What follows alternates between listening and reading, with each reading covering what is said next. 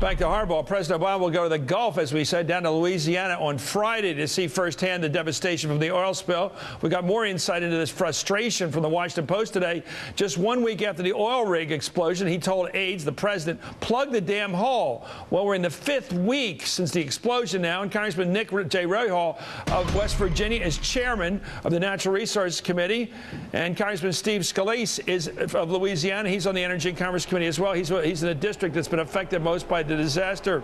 Congressman Rahal, first, I want you to look at the highlights from a new report from about the MMS, the Minerals Management Service, which supposedly regulates the oil industry and its safety. Number one item, industry officials filled out their own inspection reports in pencil, and then the regulators traced in their pen, using their pen before submitting them to as inspectors. Number two, inspectors accepted meals, tickets, and gifts from at least one oil company while overseeing the industry. And the agency supposedly regulating the oil industry conducted 4 inspections while negotiating for a job, one of these guys did, with the drilling company. Congressman Rahal, what do you make of that report? Do you buy it? It's in the New York Times today, Inspector General's report, not yet publicized. I'm aware of this IG report, Chris. It does follow up on previous Inspector General reports about ethical lapses at the MMS office in Denver. This one is more recent, although it did occur under the previous administration. But I think one thing is perfectly clear here, Chris, and that is the MMS is a deeply dysfunctional agency. If this Deepwater Horizon crisis is a game changer in terms of the way in which we manage our offshore energy resources, then this Inspector General's report about alleged misbehavior of personnel at MMS has put MMS in the penalty box indefinitely. And it's our duties now to help pull MMS out of this penalty box, to try to sort out just what went wrong, not only in this disaster going up to it and the policing functions of the MMS, but as far as the American people as well. They, after all, are the true owners of these energy resources. And it's important for us to determine whether what we have here is the Wall Street of the ocean, that is privatizing profit at the expense of the American people. Well, who are these regulators? I've gotten a little whiff of this. Apparently, there's a lot of revolving door stuff going on in that agency. A lot of industry oil people. You've got oversight over this. Who works in that agency? Yes, our Committee on Natural Resources, of which I am chair, has had hearing after hearing, investigation after investigation about these problems that conflict MMS.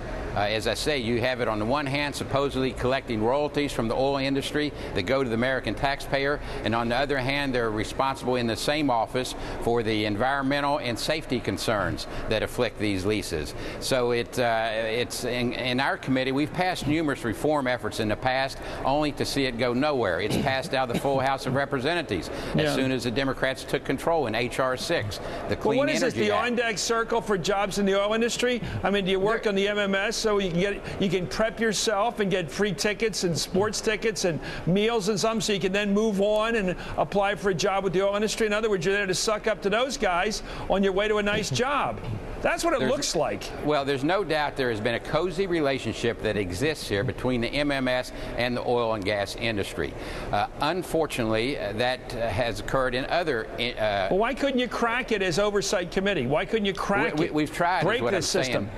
We're aware of it. We've been aware of it, Chris, through the Inspector General's report. But unfortunately, we find this that goes on in too many agencies responsible for worker safety, where they're also perhaps looking for a job in their own futures with the same industry they regulate. So this is something we have to do our best efforts to try to eliminate. Now, can we legislate 100% purity? Heavens no, we can't. We know that. We don't live in a perfect world, but it's still important to make the best effort we can and expose these type of conflicts. Unfortunately, it takes a disaster of this nature to expose it. Let me go to Congressman Scalise. What do you think of this mess? I mean, I am like everybody else watching our North American continent get destroyed. You want to call it the Dead Sea, call it anything you want. It's not funny. I think this is bigger than anything that's happened in American politics for years. We've got a government that looks impotent in the face of the oil industry. It looks like BP has a business challenge, and the American people are watching it meet its business challenge while they're destroying our continent. Your thoughts, Congressman? I'm angry, Chris. You know, if you look at the Gulf Coast of Louisiana, this is America's energy coast, but it's also a living, working coast for so many fishermen, people who make their livelihoods right there, and their livelihoods are in jeopardy. Many of them can't work today. They haven't been able to work for weeks. What we've been saying for weeks now, though, is that we've needed approval from the federal government to go and put a barrier plan in place to try to protect our marsh. This is a plan that was put forward by our governor and our local leaders and our responders on the ground. What's stopping you from putting up a defense against this oil spill into your territory? What's stopping you from doing it?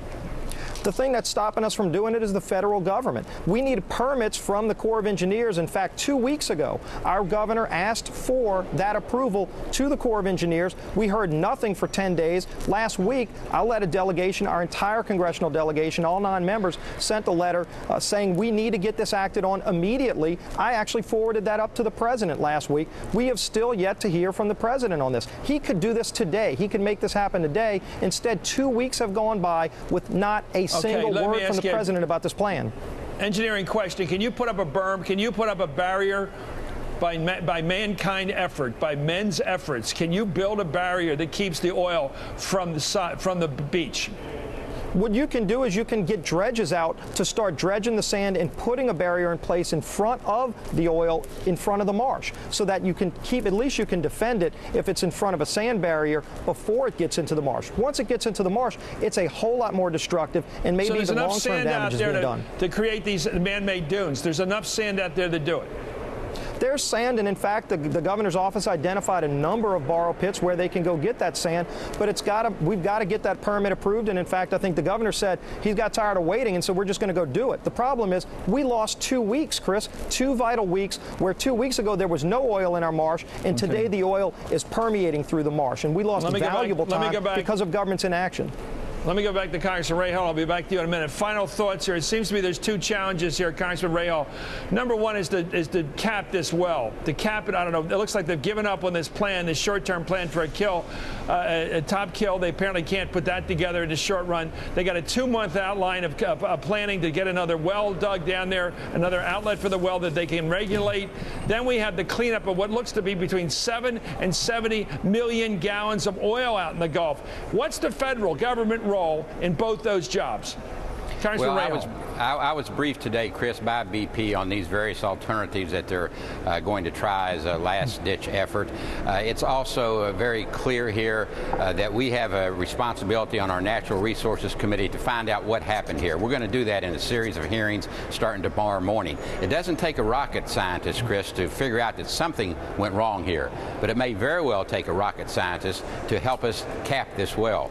And it's important that we work together on this, both the government and BP. What's the federal government responsibility for capping and cleaning up both? Congressman, one more try. Congressman Rahal, what is the government's responsibility? Is it just waiting for BP to do it?